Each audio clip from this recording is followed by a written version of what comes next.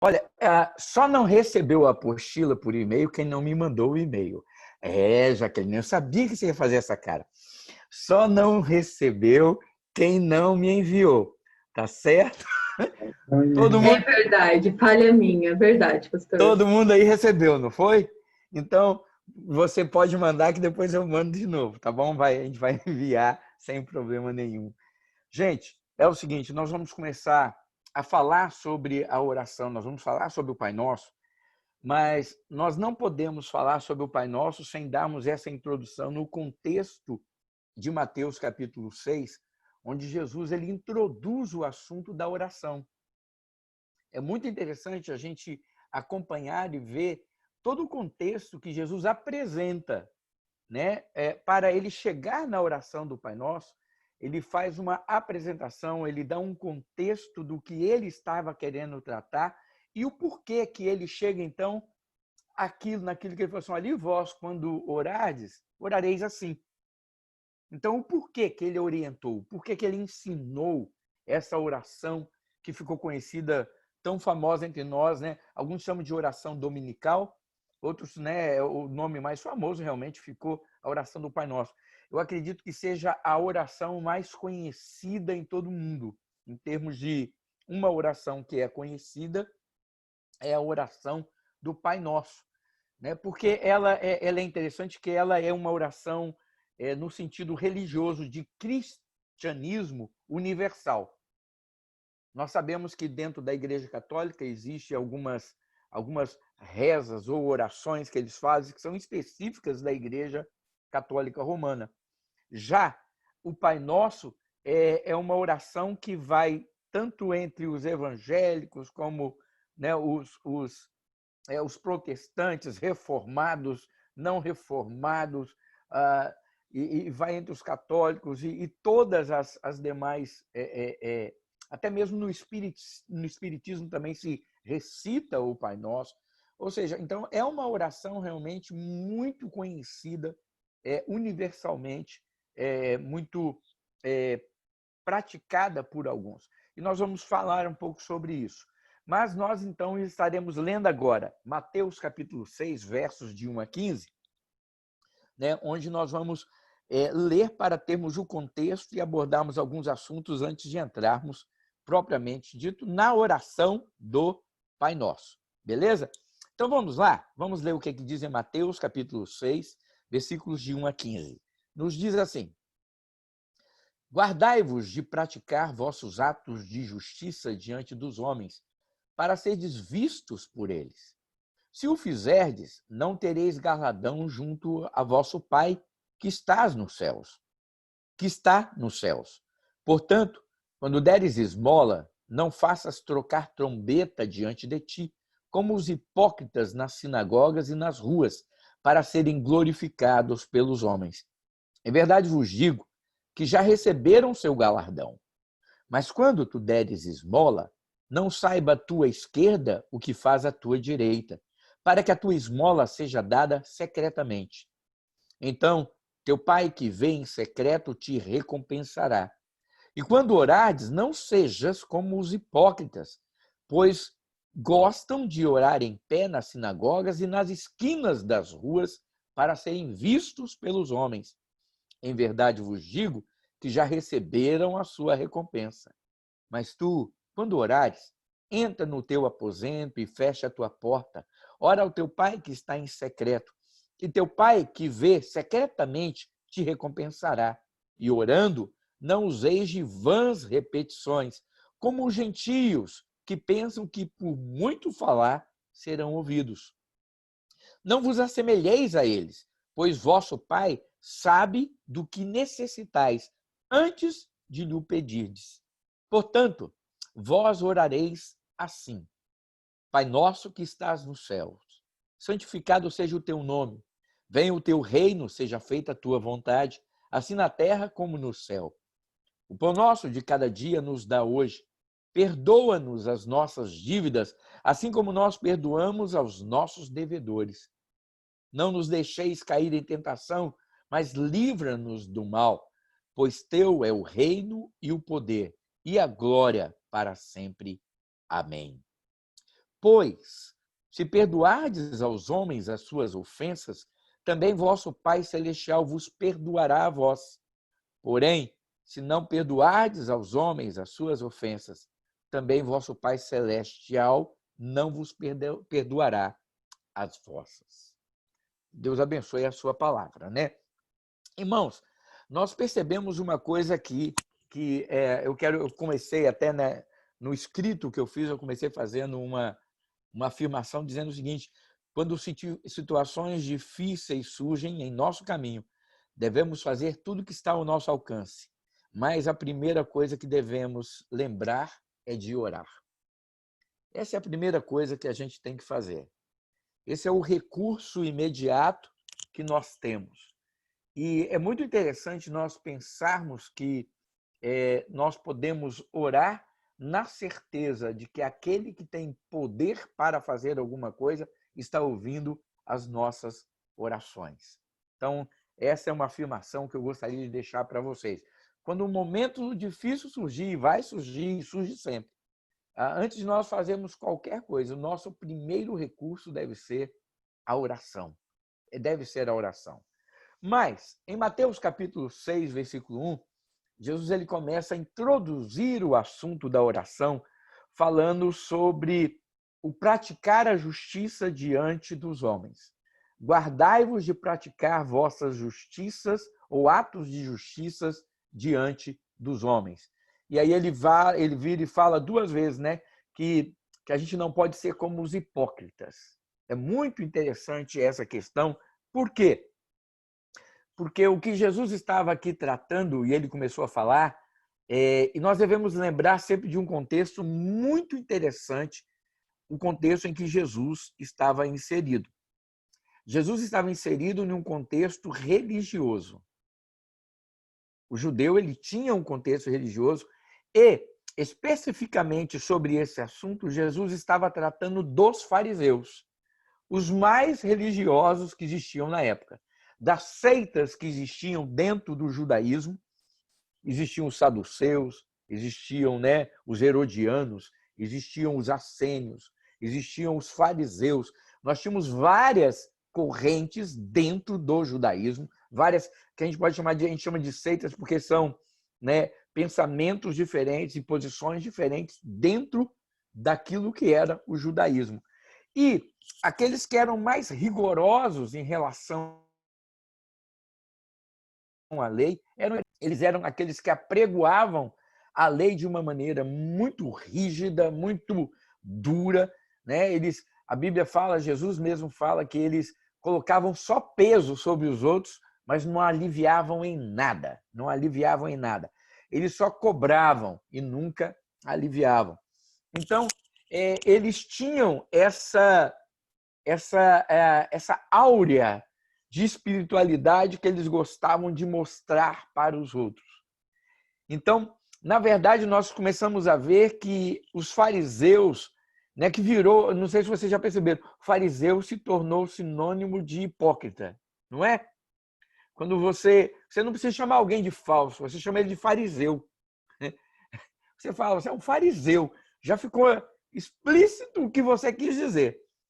Quando nós chamamos, né, no nosso meio, que a gente está acostumado com esse contexto de palavra, se eu virar para o Marciano e falar assim, Marciano, você é um fariseu, ele vai, na hora, ele vai entender que eu acabei de chamar ele de falso, um hipócrita. Alguém que fala uma coisa e não vive, alguém que está vivendo uma vida falsa. Então, para nós isso aí. Mas nós temos que entender que naquele contexto de Jesus não era assim, eles eram os respeitáveis. Eles faziam parte do sinédrio, ou seja, a alta cúpula do comando religioso dos judeus. Eles estavam envolvidos no comando religioso judaico da época de Jesus. Então, é muito interessante a gente ver isso. E a gente percebe que Jesus, a primeira coisa que ele começa a tratar é o seguinte, ele fala, olha, vocês estão fazendo coisas para mostrar uma justiça diante dos homens, uma justiça que vocês não têm. Uma justiça que vocês não têm. Então, vocês estão exercendo e tendo boas obras e fazendo boas obras, não porque está no coração de vocês o agradar a Deus o ajudar as pessoas, mas está no coração de vocês o receber o aplauso, o ter o reconhecimento humano daquilo que vocês estão fazendo. E o pior, esse reconhecimento que estes homens, e dentro desse contexto que nós lemos aqui, os fariseus eles buscavam, não era um reconhecimento simplesmente no sentido de fazer algo secular. Eles buscavam um reconhecimento e o aplauso espiritual. Espiritual. Eles queriam ostentar uma espiritualidade que eles não tinham. Eles queriam galgar e ter no coração das pessoas uma reverência, sabe, uau, olha como é que eles são espirituais, olha como eles fazem essas coisas. Por quê? Porque isso dentro do contexto judaico era muito importante. Eles eram, então, colocados numa posição de autoridade, de admiração tremenda. O que nós também podemos fazer um paralelo muito grande com o que nós vemos dentro das igrejas hoje. Não é verdade? Nós temos inúmeras pessoas que o que fazem dentro da igreja fazem para ostentar uma espiritualidade ou galgar alguma posição de referência, de respaldo diante das pessoas. Por exemplo, eu vou falar para vocês de contextos que eu conheço bem de perto. Existem pessoas que fazem muitas atitudes na igreja, atitudes aparentemente espirituais, mas que, na verdade, o único intuito dela é ser reverenciada, é ter respaldo. E, às vezes, até ter uma posição de liderança e destaque dentro da organização que ele pertence, dentro daquele grau ali, aquele organograma ali de posições, pastor, diácono, e aí vem as posições líderes de ministério. Em algumas igrejas você tem o pastor, presbítero, e aí vem, em outras igrejas você tem pastor, evangelista, e aí existem várias formas de você ter várias igrejas, a episcopal, a presbiteriana, a congregacional. Então você tem várias formas de governo de igreja e as pessoas tentam conquistar isso e usando atitudes como essa. Então, o que acontecia lá no tempo de Jesus é um referencial para nós, porque isso ainda acontece hoje. E eu, como pastor, eu vou dizer, isso começa, amados, no púlpito da igreja. Tá? Isso não começa lá no meio do rebanho, não. Isso começa aqui, ó. Começa em nós, pastores. É nós, pastores, que temos que evidenciar uma posição diferente, mas, infelizmente, é em nós, pastores, na maioria das vezes, que influenciamos os demais a fazerem essas coisas. Por quê? Porque, quando eu falo nós, pastores, não quer dizer todos os pastores. Há aqueles que conseguem, mas o problema eu sempre trago para nós, porque o problema começa na liderança. E começa na liderança daquele que assume o púlpito, daquele que tem a responsabilidade de ensinar. E quando nós estamos nessa posição, nós devemos ter um cuidado muito grande para não fazermos as coisas para chamarmos atenção para nós mesmos. Pastores que se acham que porque pregam, porque oram, porque visitam, porque jejuam, eles são espirituais e merecem receber tapinha nas costas.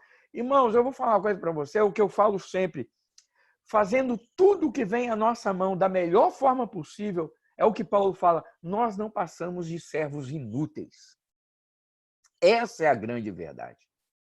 Eu sempre falo que, como pastor, claro que a gente sempre tem, não só o pastor, mas alguém que pregou o evangelho para a gente, que nos ensina com zelo. A Bíblia fala que essas pessoas devem ser merecedoras de o quê? De honra, devem ser merecedoras de cuidado. A Bíblia fala sobre isso, que nós devemos tratar os nossos líderes com respeito, com honra. Não é isso que eu estou falando. Mas a gente, como líder, a gente não pode viver buscando e apregoando isso e fazendo as coisas que são espirituais a fim de mostrar que nós somos mais espirituais do que os outros. Então, muito pelo contrário, Jesus ele falou que aquele que é o maior é o que serve a todos. Então, quanto maior for a pessoa, no sentido de posição, de grau, de responsabilidade, esse é aquele que vai servir mais as pessoas dentro da igreja. Então, essa é a posição do pastor, de ser servo. É por isso que eu admiro muito. Claro, todos a gente vê na Bíblia, mas o apóstolo Paulo, quando ele diz assim, fiz-me fraco para com os fracos, forte para com os fortes. Fiz de tudo para com todos, para no fim ganhar alguns. Então, quando ele se coloca na posição de que, olha, a minha existência não é outra senão servir, seja o fraco ou o forte. Não importa quem seja, eu estou aqui para servir e não buscar glória e não buscar vanglória.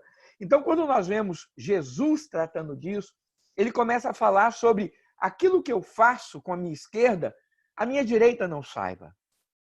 Ou seja, cuidado com aquilo que você apregoa da sua espiritualidade. Este é um cuidado que nós devemos ter. Né? Eu acho, outro dia a gente estava, não sei, acho que foi ontem, nem sei agora. Eu sei que eu estava conversando com Elisângela. Não, foi lá no churrasco, Isso, foi no churrasco da Independência, no domingo. Eu estava conversando com a Elisângela com alguns irmãos na mesa, aí a Elisângela falando assim, não, o Elcio é isso, ele faz isso.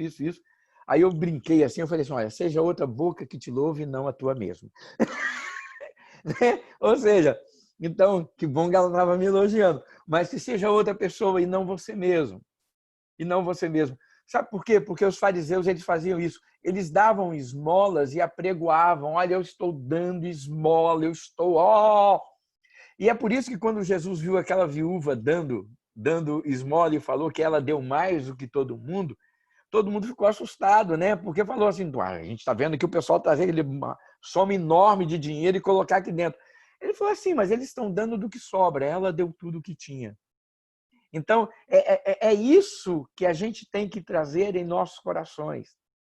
Então, quando nós fizermos alguma coisa, por favor, entenda, não quer dizer também, eu já vi também as pessoas levar isso para um campo tão assim que, por exemplo, aí alguém fez uma doação para a igreja e a gente quer agradecer.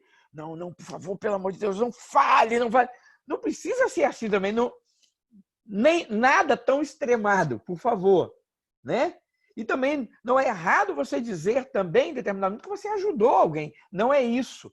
Porque a grande questão não é você dizer que você ajudou alguém. A grande questão é você dizer por que você ajudou aquela pessoa. Ao dizer que você ajudou, o que você está buscando? Você está buscando despertar outros a fazerem o mesmo? Ou você está buscando glória para o que você fez? Entendeu? Então, não é errado, por exemplo, o Marcelo e a Sandra, né, virar e falar assim, olha, nós ajudamos uma entidade aqui, a gente tem dado recursos, a gente tem feito isso.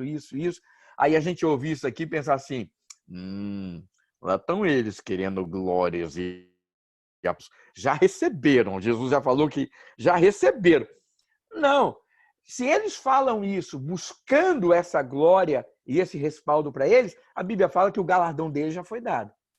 Agora, se eles estão falando isso para exemplificar para nós uma atitude que eles estão tendo, para que nos desperte a fazer o mesmo, isso não é vanglória, isso é incentivo. Vocês entendem, então, irmãos? Então, a gente tem que ter discernimento também. Por que eu estou falando isso? Para que a gente não seja aquele nem 8 nem 800. Né? A gente tenha equilíbrio ao ouvir e filtrar. E vamos falar uma verdade. A gente tem um discernimento, não tem? Quando alguém está falando para incentivar, para estimular o que ela fez, a gente consegue discernir daquele que está falando para o quê? Para se ufanar, para se vangloriar, do tipo eu. Né? Eu falo que é o alileu, glória só para eu. Então, as pessoas têm que entender que nós devemos fazer o bem sem buscar a glória para isso. E aí Jesus começa falando sobre a oferta. Ele fala, olha, se você vai dar uma oferta, dá em secreto. E teu pai que vem em secreto também vai te responder. Aí logo depois disso, Jesus parte para algo. Ele sai do material, sai do físico, que era a oferta, e fala algo espiritual. Ele começa a dizer assim: do mesmo jeito você vai orar. Do mesmo jeito se você vai orar. Porque às vezes a gente pensa que a gente se vangloria muito somente daquilo que eu faço materialmente ou fisicamente. Não. No meio evangélico, a nossa maior glória é buscada naquilo que nós fazemos espiritualmente. Eu já vi um pastor falar, sabe o quê? Gente, sério, eu vou ter que falar, eu não vou falar nomes, né? Mas eu já vi um pastor falar o seguinte: não, você pode contar com isso. E ele estava pedindo algumas ofertas. Ele falou assim: porque quando eu me consagro pela sua vida, eu me consagro lá, são 40 dias de oração, de jejum, e o tapete que você vai levar para casa é o tapete que eu piso em cima e oro. Ué? O tapete que você vai... Entenderam, né? O tapete que você vai levar para casa é o tapete que, lá no jejum da oração, ele pisa em cima e ora. Então, como a igreja dele tem milhares de pessoas, ele deve pisar, mas muito tapete. É muito tapete que ele tem que pisar para mandar para todo mundo. E aí, irmãos, fica aquela ideia o seguinte, que o tapete que ele pisa é mais espiritual do que o tapete que o Ederson pisa. Né? É tipo aquela história. Eu vi isso aí, irmãos, eu não estou contando que me contaram. Isso aí eu ouvi e vi. Tinha um pastor que estava assim, e de repente a irmã pegou um lenço e enxugou o suor dele. Sabe o que ele falou? Levando a bênção para casa, né, irmã? A bênção era o suor dele. Literalmente. Por quê? Porque ele vende lencinho. Perdão. As pessoas fazem ofertas para levar os lencinhos que ele seca o suor dele. Desculpa, eu falei que o irmão está vendendo, não está. Né? Mediante uma generosa doação, você pode levar gratuitamente o lencinho que ele enxuga o suor. Aí, quando a irmã pegou o lencinho dela e chegou e sugou e limpou o suor dele, mas na maior cara de pau, esse cara virou e falou: tá levando a bênção para casa, né? Tipo assim, de graça, né? Nem deixou a oferta.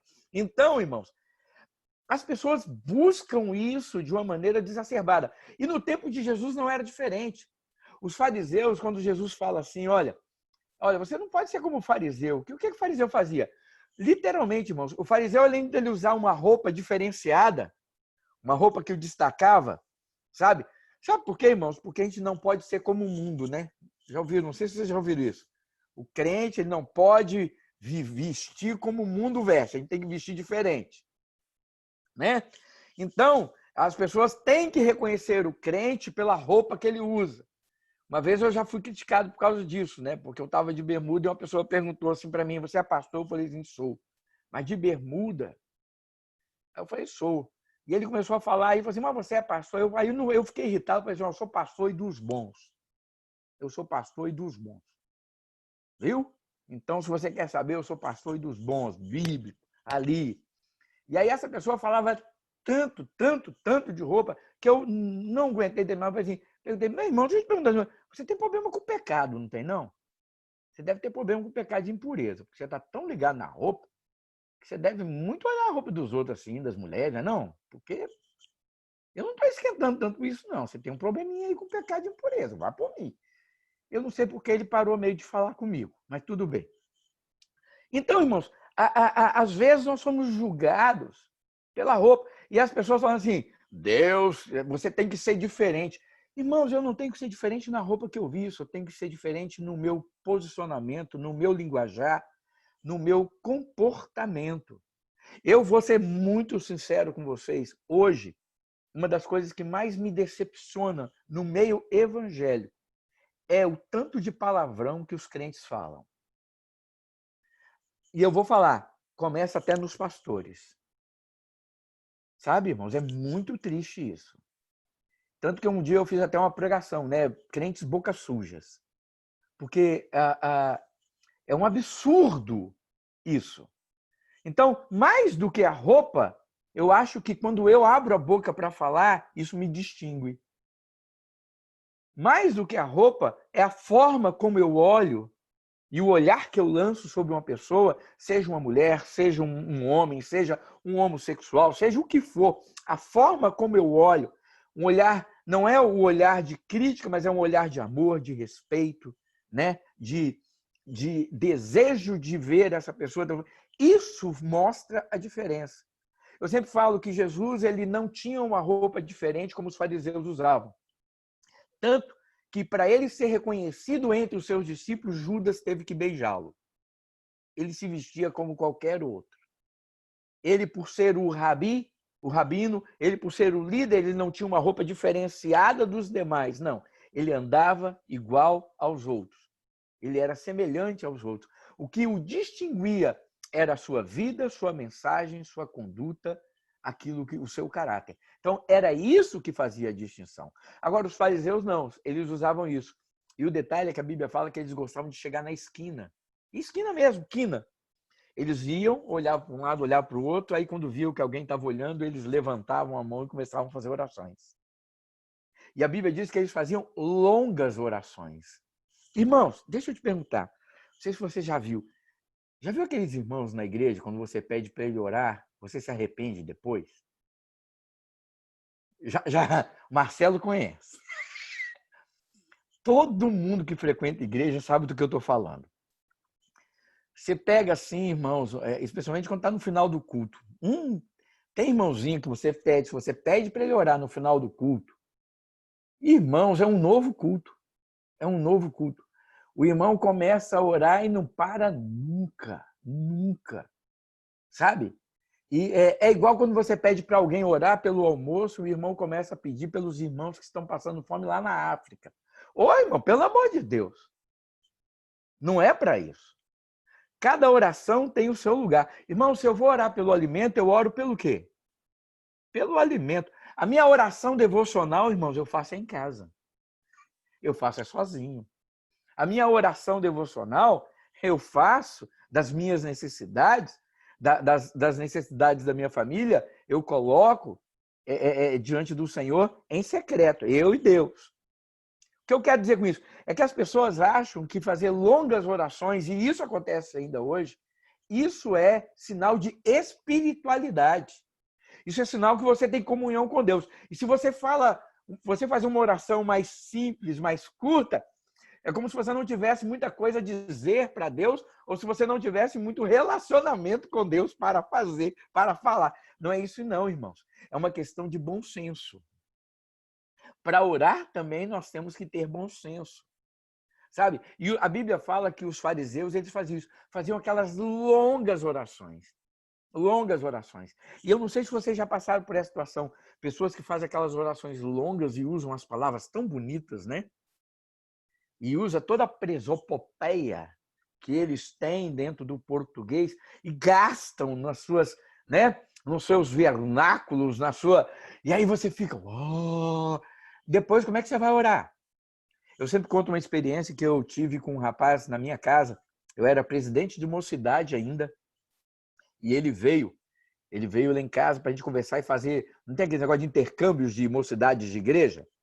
E ele foi lá em casa para a gente fazer um intercâmbio, e minha mãe estava na sala, estava mais alguns jovens, e a gente lá, né? E a gente conversando sobre esse intercâmbio, nós acertamos uma data, aí falamos, vamos orar? Vamos orar. Aí a gente estava sentado, né? Mas na hora que vamos orar, ele já ficou em pé. Ele já pulou em pé. Porque tem aquele negócio, ou você ora em pé e de joelho, porque sentado Deus não ouve. Né? Então, aí ele já pulou em pé. Aí eu fiquei em pé também. De repente, gente, eu vou ser sério para vocês. O homem levantou a mão na sala assim, sabe? E não tem aqueles lustres que ficam baixos na casa, assim, aquelas casas mais, né? Minha casa tinha um lustre baixo. Ele levantou a mão, irmãos, e pá! Deu um tapa no lustre, que o lustre ficou assim, vop, vop. Minha mãe arregalou um olho e pensou assim, vai quebrar meu lustre. E aí ele bradou. Irmãos, é uma sala de uma casa. Ele bradou alto, poderoso Deus! Mas sabe aquela coisa, Deus! Irmãos, eu fui me sentindo tão pequenininho. Porque ele orava assim, sabe, com aquela coisa do tipo... E eu fiquei pensando, meu Deus, eu vou orar depois dele. Quando ele acabou de orar, entra eu orando. Pai Celestial. Sabe quando você se sente um nada? Até na oração. Porque o cara faz aquela voz santa, o cara faz aquele... Sabe, irmãos, precisa disso não. Precisa disso não. Irmãos, quando a gente ora, eu não preciso fazer voz santa. Eu não preciso mudar o meu gestual, o meu jeito, né? Aquela coisa do... outro dia eu estava vendo, não sei se vocês conhecem, tem um blog que é Pastorzão. É um cara que ele faz sátira, não é sátira, ele é um comediante, só que ele faz esquetes com acontecimentos dentro de igreja.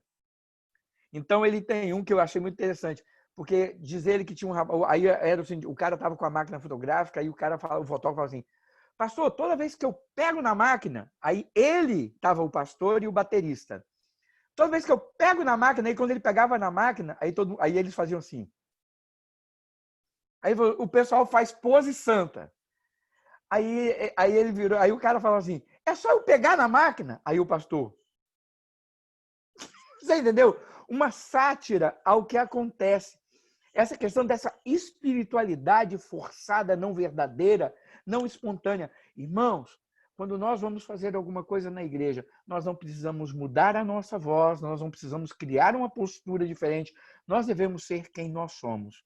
E é isso que Jesus está criticando aqui dos fariseus. Olha, quando vocês forem orarem, não façam como eles. Não façam como eles, porque eles estão fazendo isso para chamar atenção sobre eles. Eles estão buscando o respaldo sobre a vida deles para aquilo que eles mesmo desejam fazer. Então, é muito importante nós entendermos essa questão. E em Mateus, capítulo 6, versículos 5 e 6, está escrito assim: e quando orardes, não sejas como os hipócritas, pois gostam de orar em pé nas sinagogas e nas esquinas das ruas para serem vistos pelos homens. Em verdade vos digo que já receberam a sua recompensa. Mas tu, quando orares, entra no teu aposento e, fechando a tua porta, ora ao teu pai que está em secreto, e teu pai que te vê secretamente te recompensará. Eu quero fazer duas observações aqui nessa passagem. Primeiro, Jesus ele fala o seguinte: olha, quando orares, Jesus não diz se orares. Se orares. Jesus ele faz...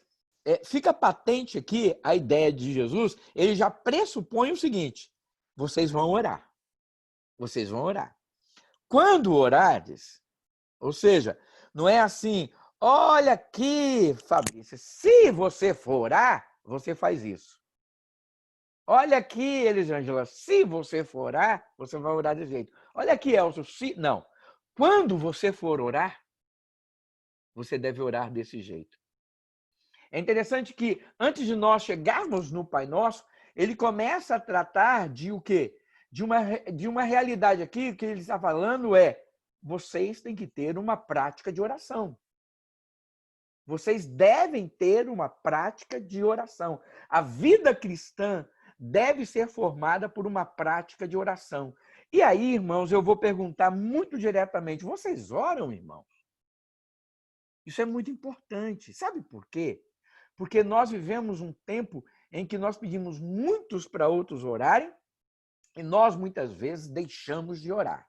Nós nos ocupamos com tantas coisas e não oramos. Fazemos aquela oração tradicional, a oração do almoço, a oração da janta, a oração para dormir, não é assim? E a gente, às vezes, até confunde. Eu costumo dizer, né, que a gente, às vezes, vai dormir. Senhor, abençoe agora que eu vou comer. Ah, não, agora eu estou indo dormir, desculpa aí. A gente confunde de tão ritual, de tão automático que fica as nossas orações. Então, irmãos, quando vocês orarem, vocês devem orar desse jeito. É interessante que na Bíblia nós nunca vamos ver a questão do tempo de oração. Né? Nós não temos na Bíblia a condição de qual tempo nós devemos orar. Nós não vamos ver isso. Né? O único momento que nós vemos uma reclamação quanto ao tempo foi uma reclamação que Jesus fez. Jesus fez com os discípulos. Quando ele levou Pedro, Tiago e João para o Getsêmani, no momento de aflição dele, e ele angustiado, ele subiu para orar separado, e eles estavam lá, o que eles fizeram? Eles dormiram, eles cochilaram. Aí Jesus volta e faz uma pergunta que a gente pode relacionar ao tempo de oração, porque Jesus estava orando e queria que eles estivessem orando, vigiando com ele. Ele fala assim, nem uma hora podeis vigiar comigo? É a única menção que nós temos, né, de um momento onde é dado um tempo, né? Esse tempo aí não é o kairos, esse tempo é o cromos, né? Então, ele dá o tempo de tempo mesmo, de hora, de relógio.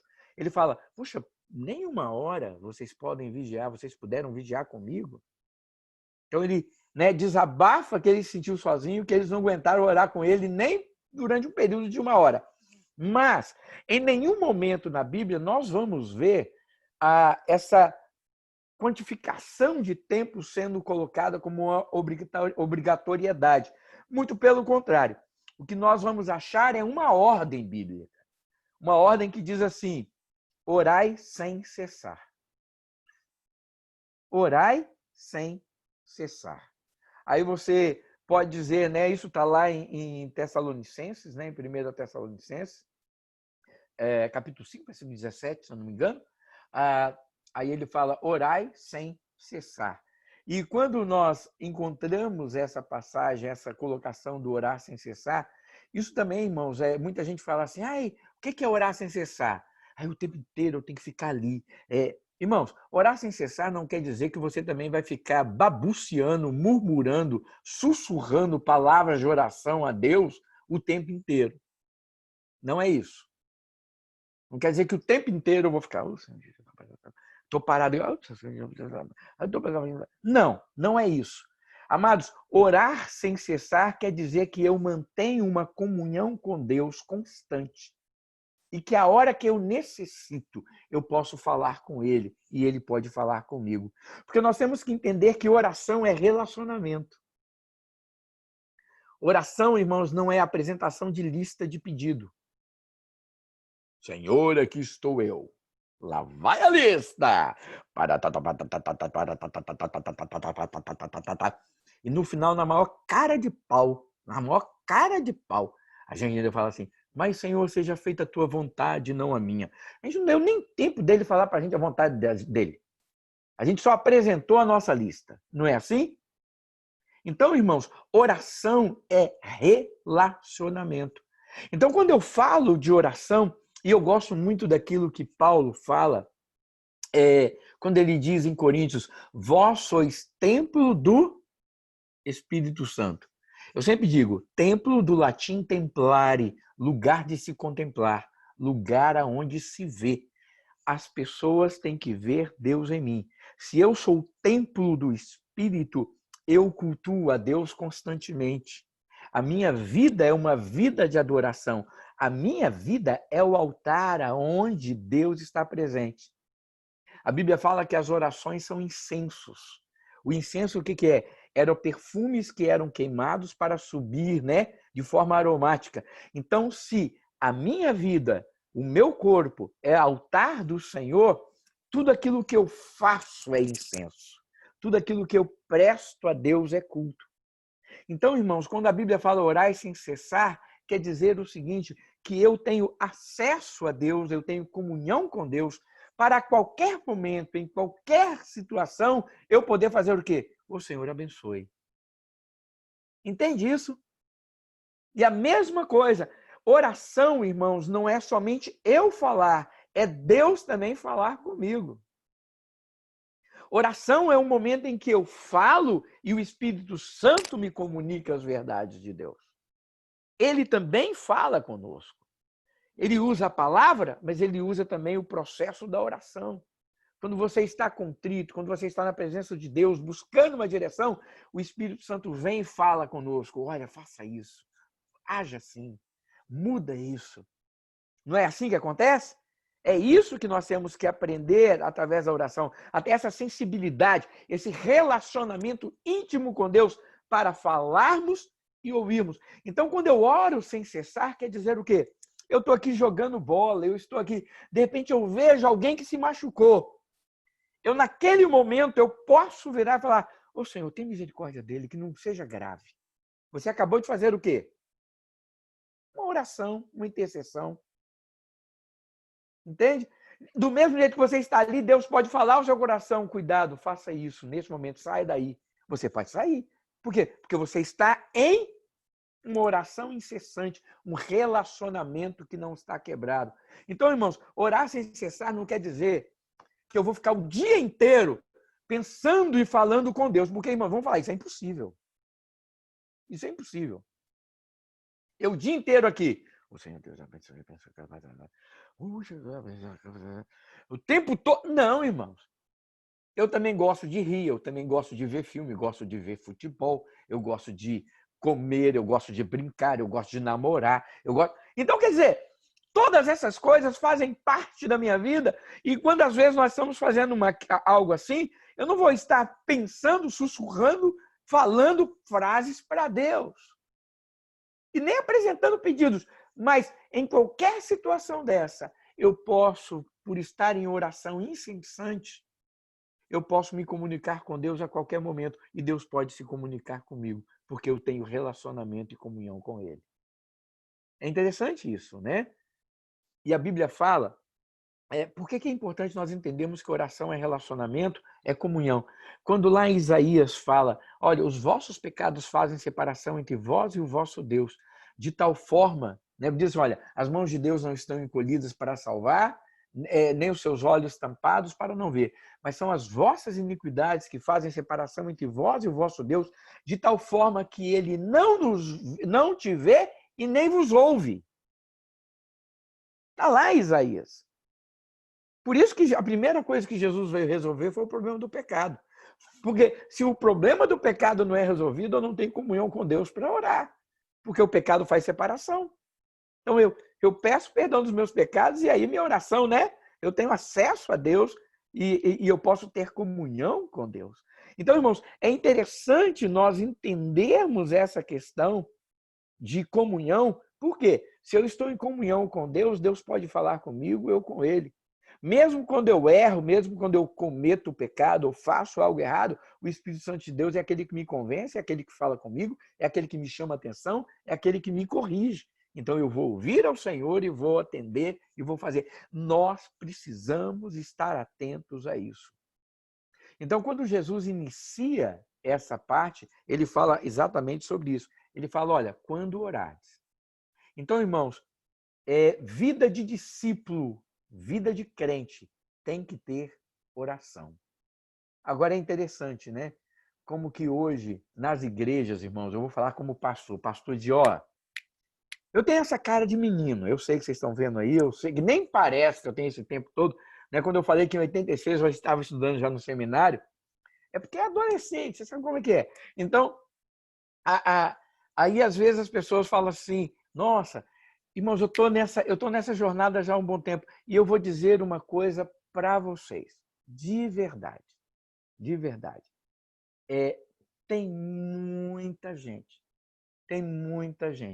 que precisa hoje ser convencido de orar no meio da igreja. Hoje, das maiores tarefas pastorais que nós temos, sabe qual é? É incentivar crente a ler Bíblia e orar. A outra, adivinha qual é? Vir para o culto. É verdade, irmãos. Eu estou falando. Hoje, o grande trabalho do pastor é, irmão, ore, irmão, leia a Bíblia, irmão, venha para o culto. Esse sabe? É a grande tarefa pastoral hoje. Irmãos, aquilo que tem que ser algo totalmente natural, aquilo que tem que ser algo natural, fruto do Espírito Santo em nós.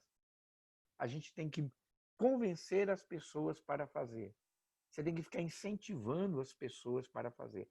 Aí eu fico imaginando, então, quando entra na questão do abandono do pecado, negar a si mesmo, perdoar, como nós vamos ver aqui. Quando chega nesses contextos, então, imagine, então, como é que funciona. Se o básico a gente tem que ficar convencendo.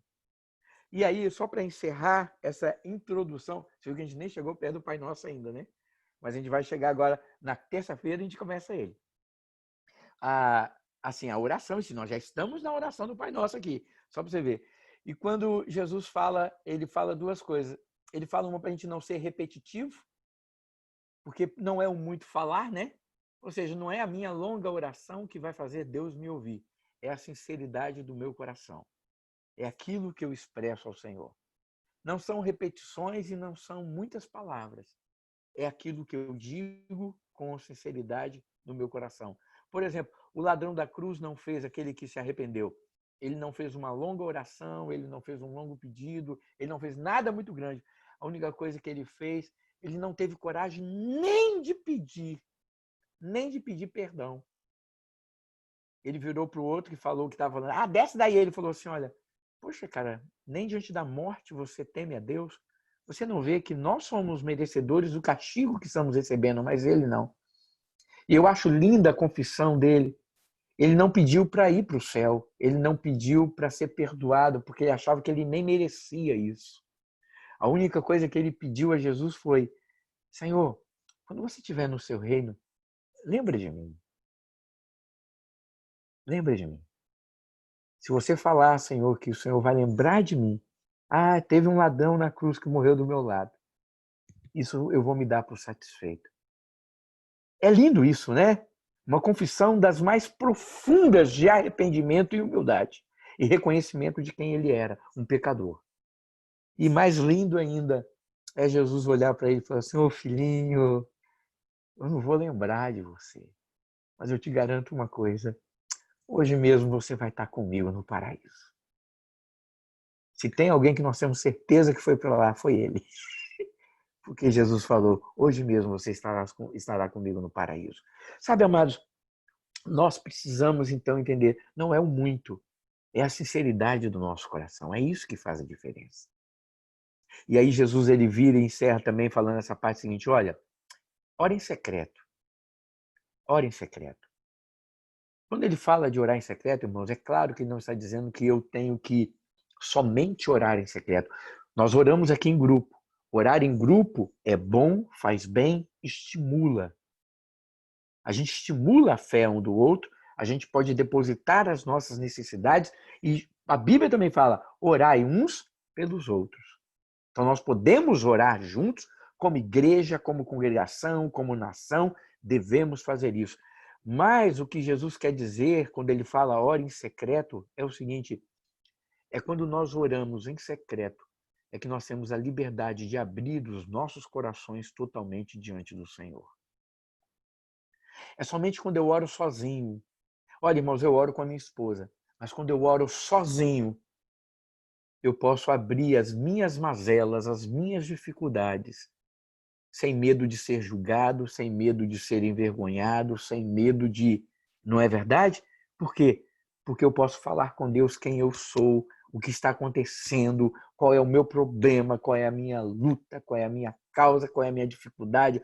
Eu posso reclamar, eu posso bradar, eu posso fazer o que for. Eu posso até reclamar de Deus. E Deus vai cuidar de mim. Quando Jó vira e fala, maldito o dia em que eu nasci, antes a minha mãe tivesse cruzado as pernas na hora do parto, para que eu não nascesse. Ele estava tão amargurado, tão angustiado com as dores, que ele falou isso. Maldito o homem que disse ao meu pai, um filho varão te nasceu. Aí as pessoas, os amigos dele, né, aqueles amigos da onça, viram e falam assim, tá vendo? Tá aí reclamando de Deus, tá falando mal de Deus, tá? Aí Jó vira e fala de uma forma poética, muito linda o que Jó fala. Ele fala, Deus entende o que são palavras de um louco lançado ao ar. Deus entende o que são palavras de um louco lançado ao ar. Sabe, amados, quando nós oramos em secreto, nós podemos, às vezes, lançar palavras loucas ao ar. Porque Deus vai entender que aquilo não passa de palavras de um momento de dificuldade e luta que nós estamos enfrentando. E a Bíblia fala, quando nós oramos em secreto, Ele ouve em secreto e nos responde em secreto. Amém? Vamos parar por aqui? Vamos parar por aqui hoje e semana que vem, na terça-feira, a gente continua. Beleza?